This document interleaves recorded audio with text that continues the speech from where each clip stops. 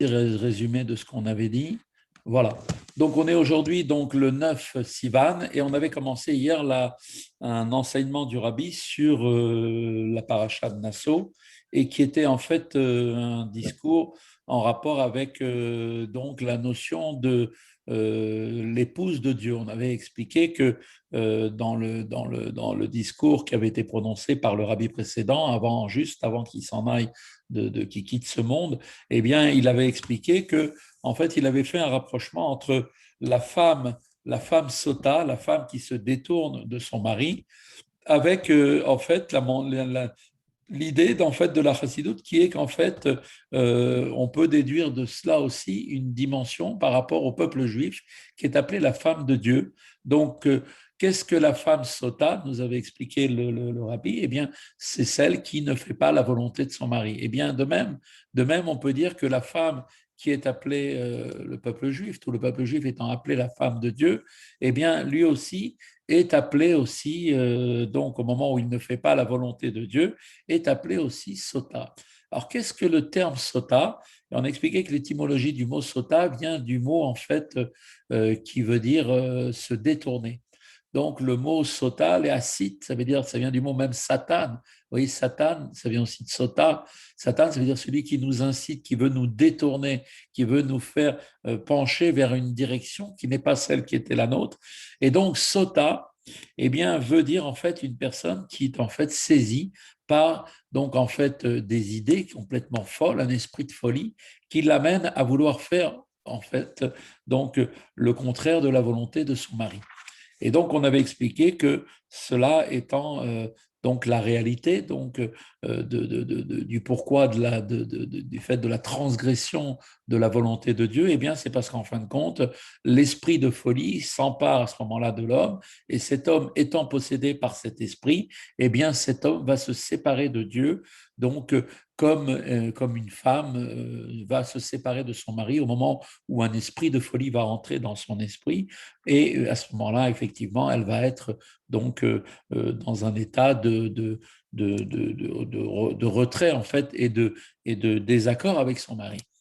Alors, la question qu'on s'était posée, c'est que, a priori, on a vu que la volonté de Dieu s'exprime même aussi dans une dimension qui est le fait de se sanctifier même dans les choses qui sont des choses qui sont permises. Donc, une chose permise, de par définition, bon, elle est permise. Donc, maintenant, quand je mange, quand je bois, je suis en train de manger quelque chose de cachère, je bois quelque chose qui est permis. Donc, je ne fais que ni plus ni moins en fait, que me nourrir. Donc, le fait de se nourrir est quelque chose qui est nécessaire à la survie de mon corps. Donc, j'atteins d'une certaine manière la volonté donc d'être en bonne santé. Dieu me demande de manger, de boire. Maintenant, qu'est-ce que la Torah me demande? Maintenant, sanctifie-toi dans tout ce qui t'est permis. Donc, ça veut dire que je comprends de là que la volonté de Dieu n'est pas que je mange uniquement simplement et que je bois uniquement pour maintenir ma vie en bonne santé, mais je dois le faire aussi en me sanctifiant pour donner une dimension à tout ce que je vais faire en prenant conscience qu'il existe une dimension qui doit être toujours présente dans mon esprit, qui est donc de m'élever. Le mot sanctifié, donc comme on l'avait expliqué, le mot kadosh veut dire nous élever. Donc comment est-ce que un juif peut effectivement s'élever? Eh bien, c'est en se sanctifiant. Donc au moment où il va manger, et au moment où il va boire, de prendre conscience que tout cela, il le fait pour prendre des forces, pour servir Dieu ensuite avec. Alors, comment maintenant, la question, bien évidemment, comment peut-on mettre sur le même plan dans la volonté de Dieu le fait de devoir se sanctifier au moment d'un accomplissement, d'accord, d'une chose qui est permise, comme manger ou boire, et le fait de transgresser la volonté de Dieu en faisant Avodazara, qui est un des péchés les plus graves. Comment peut-on les mettre sur le même plan? Alors, on avait expliqué, le Zohar explique en vérité, la réalité, c'est que, en fait, il n'y a pas entre nous et Dieu un pouvoir intermédiaire. c'est tout ou rien. On est avec Dieu ou on n'est pas avec Dieu. Donc au moment où un juif, va faire dans son service de Dieu quelque chose qui peut être considéré comme étant le contraire de la volonté de Dieu, eh bien à ce moment-là, du fait que nous sommes le peuple élu et que nous avons donc cette dimension à prendre en considération à chaque fois, eh bien, nous ne sommes pas, nous, comme les autres nations, qui, eux, les autres nations, peuvent avoir, sans être pour cela donc punissables, la possibilité de penser qu'il existe un pouvoir intermédiaire entre Dieu et les créatures. Alors que, en ce qui nous concerne, cette chose-là, cette conception n'est pas du tout quelque chose de possible d'imaginer, car pour nous, nous sommes le peuple juif, le peuple élu, et donc une telle conception serait pour nous une forme de révolte contre Dieu. Les Juifs, donc, possédant donc cette stature morale qui est tellement élevée que la moindre transgression va les séparer de la divinité et va donc les livrer aux forces du mal, donc à l'autre côté. Donc les Juifs, comme on l'avait expliqué hier, sont comparés au cœur, le cœur bien évidemment étant le membre le plus élevé du corps, puisque c'est un des membres essentiels qui donne la vie, la vitalité à tout le corps. Et donc, puisque nous sommes comme le cœur comme étant le membre le plus important, eh bien, le cœur ne peut pas supporter la moindre scorie, même la plus fine, quelle qu'elle soit. Donc, ceci va nous permettre de comprendre maintenant comment il est possible d'en arriver à cela. Donc, maintenant, comment est-il possible maintenant qu'un juif qui est donc animé normalement de toutes les forces nécessaires, comment est-il possible qu'un homme puisse faire une faute et que le verset dit en fait que cela vient en fait pour lui au moment où il fait cette faute comme une femme qui se détourne de son mari. Donc, puisque les Juifs sont l'épouse de Dieu et le mari, il est bien évidemment le mari avec nous depuis tous les temps, y compris même pendant la période de l'exil. À aucun moment, Dieu n'a, si on peut dire, renvoyé cette femme, ne l'a répudiée, ne lui a donné un guet, car en réalité, l'amour pour cette femme que Dieu il a pour le peuple juif est un amour qui dépasse tout et transcende toutes les limites. Et donc, c'est ce que dit Dieu quand les Juifs disent à Dieu, mais qu'est-ce que tu veux chez nous? Pourquoi tu veux nous punir? Tu n'as plus de droit, comme un mari qui aurait répudié sa femme.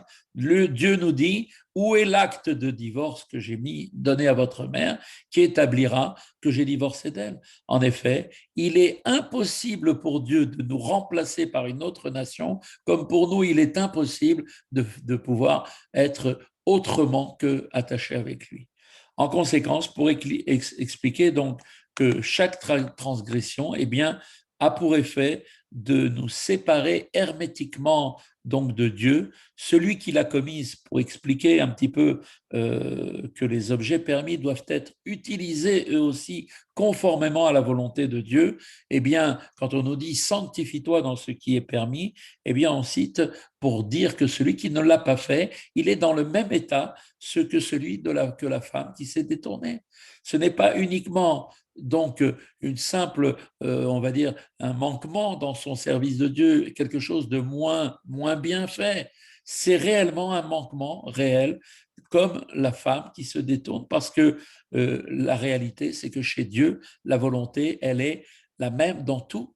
D'ailleurs, on peut le voir avec un exemple très concret, c'est que quand une personne, par exemple, va vouloir construire une maison, la personne va avoir une idée globale de l'ensemble de chaque détail de sa maison. Et donc, si par exemple la personne avait voulu qu'on lui construise une maison avec des volets bleus, par exemple, eh bien, si la maison est entièrement construite, mais que les volets sont exactement la forme qu'il a voulu, mais simplement que la couleur du bleu n'est pas le bleu qu'il a voulu, son bleu, mais pas le bleu qu'il avait choisi, eh bien, ça va avoir un effet où la personne va se sentir contrariée. Pourquoi? Tout est là, il manque rien. Si, il manque la couleur que j'attendais. Pourquoi? Parce que c'est lié avec la volonté. Et la volonté ne peut souffrir aucun manquement, quel qu'il soit. Eh bien, c'est un peu de cette manière-là, si on peut dire chez Dieu aussi, la volonté de Dieu s'exprime dans chacun des détails des commandements qu'il nous a demandé d'accomplir pour pouvoir être agréable à ses yeux et être au niveau de la stature du peuple que nous sommes censés être. Donc pourquoi maintenant est-ce qu'une faute aussi grave est-elle à ce point si grave, une faute aussi légère que se sanctifier? Eh bien parce que l'âme juive, l'âme animale et l'âme naturelle et le corps sont l'épouse de Dieu.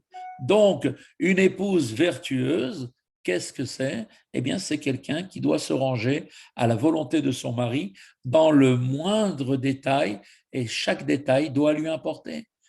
D'accord? Doit faire attention à cela. On reprend la continuité. Donc, le verset qui nous dit celui dont la femme se détourne n'établit pas de manière claire que celle-ci a trompé, puisque, rappelez-vous, ceux qui ont étudié la sota, tout le principe de la sota, c'est qu'on a une suspicion d'une peut-être éventuelle faute, mais on n'a pas une preuve claire et nette, parce que s'il était établi que cette femme était effectivement, malheureusement, avait fauté, alors elle serait répudiée immédiatement, elle prendrait son guet et elle ne serait pas appelée sota, elle serait immédiatement répudiée, elle n'aurait pas la possibilité de recevoir l'argent de la ktuva, c'est là ici la procédure, mais elle ne porterait jamais à ce stade-là le terme, le nom de sota. Donc le nom de la sota veut dire en fait une femme qui s'est en fait mise dans une situation indésirable où elle est maintenant suspectée sans aucune preuve de sa faute. Peut-être que cette femme n'a strictement rien fait. Et comme nous sommes des êtres humains, nous n'avons pas les moyens de pouvoir savoir exactement ce qui s'est passé quand elle s'est isolée avec cet homme pour lequel le mari avait demandé à cette femme de ne pas s'isoler. Donc, puisqu'on n'est pas capable de savoir ce qui s'est passé, on n'a qu'une présomption, eh bien, on n'a que la seule manière de le faire, c'est de la faire boire les eaux, donc les eaux amères. Et à ce moment-là, avec cette procédure, on aura une réalité de savoir exactement ce que cette femme a fait ou n'a pas fait. Voilà, si elle n'a rien fait, à ce moment-là, elle reprendra sa place comme elle était précédemment, et on explique que pour avoir subi toutes ces difficultés, alors elle aura des bénédictions, elle aura des enfants si elle n'a pas d'enfants, elle accouchera beaucoup plus facilement si elle a couché difficilement, et ainsi de suite, comme la Gemara dans la Gemara Sota. Donc, qu'est-ce qu'on voit? Qu'en réalité, la femme, le verset qui dit celui dont la femme se détourne, n'établit pas de manière claire que celle-ci a vraiment trompé son mari. Il nous indique seulement quoi? Que cette femme s'est isolée avec un autre homme. Donc, il n'est donc pas, d'accord, envisageable, pardon, qu'il est donc, excusez-moi, il est donc envisageable de ce fait aussi, puisqu'on n'a pas la certitude, eh bien, qu'elle n'ait commis aucune faute. Rien ne nous prouve qu'elle a fauté. Alors, oui, alors elle s'est effectivement isolée. Mais qui nous prouve qu'elle a fait quelque chose? On n'a pas la preuve. Néanmoins, qu'est-ce qu'on voit? On voit que le simple fait qu'elle se soit isolée avec quelqu'un, a priori peut-être sans mauvaise pensée, sans avoir agi négativement, sans avoir rien fait de mal, eh bien, malgré tout, puisqu'elle a été contre la volonté de son mari qui lui avait demandé de ne pas s'isoler avec cette personne-là, eh bien, ici, on parle bien effectivement d'un détournement. Il y a eu détournement, donc, c'est-à-dire un écart, cet écart est une folie, d'accord, sota, dans le sens étymologique de ces termes, sota, qui veut dire se mettre de côté, s'écarter. Une telle faute, si la femme l'a commise, eh bien, est un acte animal, d'accord? Parce que c'est quelque chose qui n'est pas réfléchi, c'est quelque chose qui s'est fait d'une manière même par inadvertance ou sans l'avoir voulu vraiment, en parlant d'une femme qui est restée respectueuse, bien sûr, de son mari, mais en réalité, une telle faute, si elle a été faite, n'est pas commise, si elle l'a commise, est un acte animal. C'est la raison pour laquelle, d'ailleurs, l'offrande de la femme sota est constituée essentiellement d'une mesure d'orge, du homer, qui est en fait un aliment donc, que l'on donne à manger aux animaux. C'est la raison pour laquelle elle devait apporter ce homer. De fait, maintenant, on pourrait s'interroger à ce sujet dans la mesure où maintenant nous n'avons pas la certitude que cette femme a donc commis une faute. Pourquoi ne pas présumer plutôt qu'elle est une femme vertueuse? Pourquoi aller du côté négatif, voir le côté négatif de la chose? Comme c'est le cas pour la majeure partie des femmes. La majeure partie des femmes sont des femmes vertueuses. Pourquoi ne lui applique-t-on pas à cette femme aussi le même principe qui est une force de réalité que les femmes juives en général sont des femmes vertueuses? Pourquoi doit-elle elle-même, cette femme maintenant, apporter dans le Beth Amikdash une offrande constituée d'un aliment, des animaux? Eh bien, la réponse à la question est la suivante. Le simple fait que l'on puisse la suspecter d'avoir commis une telle faute, ça seulement constitue en soi un acte animal. D'accord? Il devrait être, parce que dans la pensée, dans la vision de ce que doit être une véritable femme, une femme juive, eh bien, il devrait être inconcevable qu'une femme juive puisse être soupçonnée d'avoir agi ainsi. C'est quelque chose qui est impossible. Pourquoi? Parce que ce n'est pas la nature d'une femme juive. Une femme juive, c'est une femme qui est normalement quelqu'un de tsniout, quelqu'un qui fait attention de respecter son mari. Et donc, c'est quelqu'un qui, à la base, ne va pas aller dans cet agissement qui est un agissement animal. Alors, certes, effectivement, on va dire que le fait de s'isoler avec un homme, bien évidemment, même si effectivement son mari lui a demandé de ne pas s'isoler avec lui parce que son mari, qui est jaloux, a peut-être une certaine appréhension de voir sa femme s'isoler avec cet homme-là. Eh bien, même si le fait de s'isoler avec un homme est également un acte animal en soi, justifiant à lui seul qu'elle soit interdite à son mari, néanmoins, malgré tout, son écart ne durera qu'un court instant. D'accord? Comme elle sait, elle ne va pas rester tout le temps, elle s'est écartée. Et donc, pendant cet écart, cet écart n'a duré qu'un seul instant, pendant lequel la femme n'a commis aucune faute beaucoup plus grave. Elle est simplement suspectée, concrètement, d'avoir été simplement s'isoler avec cet homme-là. On ne va pas dire qu'elle a eu un acte. On n'en est pas, en tout cas à ce stade-là, en train de dire que cette femme, elle a une suspicion d'avoir fait un acte. D'accord? Et donc, qu'est-ce qu'on voit de là? C'est que pour le moment, elle est appelée sota. Une fois qu'elle aura passé tout le processus de la sota, d'avoir été au Beth Amikdash, d'avoir bu les eaux amères, eh bien, elle pourra donc ensuite retrouver son mari, ainsi qu'elle est dit, elle sera innocentée et cette femme aura des enfants. Si elle n'avait pas la possibilité d'avoir d'enfants, alors on va pour la, si on peut dire un petit peu pour la consoler, lui donne de tout ce tracas qui s'est fait, mais qu'elle a malheureusement aussi un peu d'une manière animale aussi qu'elle a laissé venir vers elle. Eh bien, on lui donnera des compensations, elle aura des enfants, si elle n'a pas d'enfants, si elle a couché difficilement, elle accouchera facilement, si elle avait des enfants pas beaux, elle aura des enfants très beaux, et ainsi de suite. Voilà. Si elle avait que des filles, elle aura des garçons, et ainsi de suite. Alors, on voit bien effectivement que là, la notion donc de faute ici n'est pas une faute réelle, c'est seulement en fait le fait qu'elle s'est écartée de la volonté de son mari. Or, il en est exactement de même quand un juif commet une faute, ce qu'il est impossible de faire uniquement que seulement lorsqu'il est saisi par un esprit de folie. Il ne trompe donc pas son mari, d'accord, que Dieu ne plaise. Il est dit en effet d'un juif que le juif, il dit, je n'abandonnerai mon honneur à personne. En ces termes, qu'est-ce qu'on voit de là? Donc cela vient mettre en évidence la parcelle de divinité que chaque juif porte en lui. Cette parcelle de divinité, c'est l'honneur du juif. C'est ça son honneur. Et ça, un juif n'est pas prêt de l'abandonner pour n'importe quoi, n'importe quel prix. Néanmoins, il peut arriver que de façon tout à fait passagère, on se comporte comme un animal. Pour autant, qu'est-ce qu'il est dit dans la Torah? Il est dit nul ne sera repoussé, de sorte que elle aussi, eh bien, sera innocentée, cette femme, et elle aura des enfants.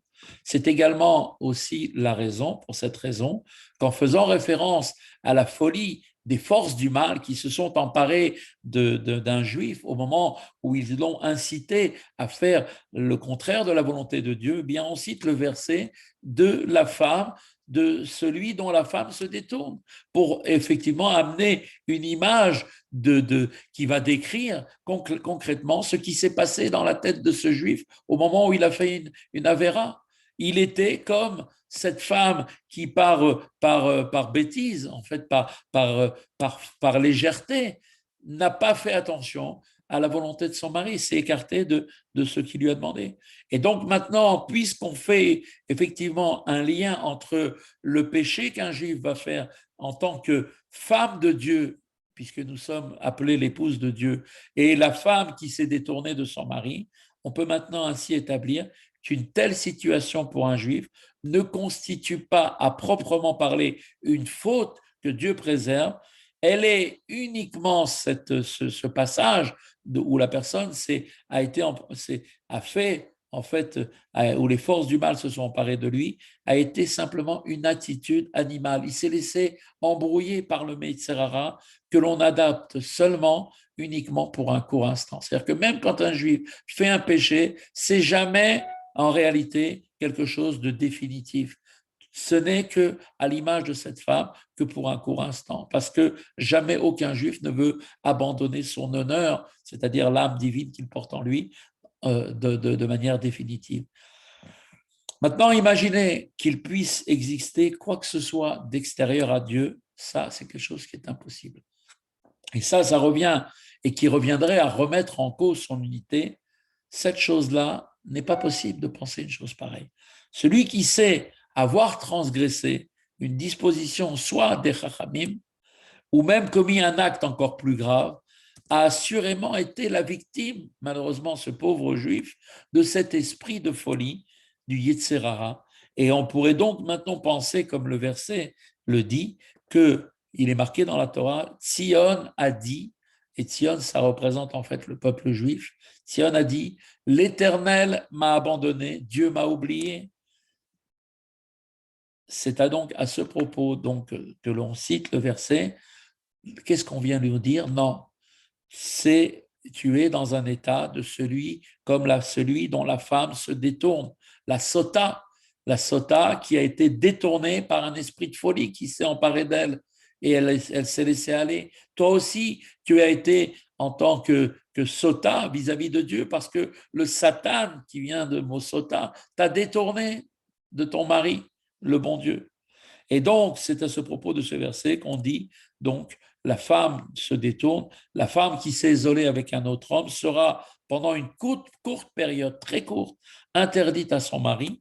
Pour autant, il est certain qu'elle n'a pas commis aucune faute et qu'elle pourra revenir à lui, et bien plus, elle aura des enfants.